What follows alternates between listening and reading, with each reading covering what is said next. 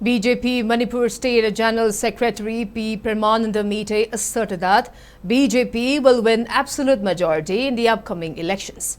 He noted that this event marks the first successful all-community leadership meeting since violence broke out on May 3, 2023. Addressing the BJP Mandal organizational meeting organized by BJP Jiribam Mandal at Jiribam Municipal Council Auditorium, he highlighted the strong turnout of residents from diverse ethnic backgrounds living across Jiribam. The organizational meeting was attended by BJP Jiribam Mandal President Tahemang Panmay, social activist and Buddha Chandra, BJP Imphal West President PH Phoni Mite, alongside various local community leaders.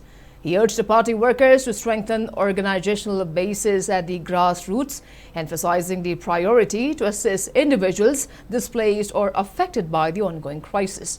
He warned that the state government maintains a firm stance against further escalation, asserting that anyone attempting to provoke fresh unrest will face strict action without exception. He expressed full confidence that BJP will win and form the next government in Manipur.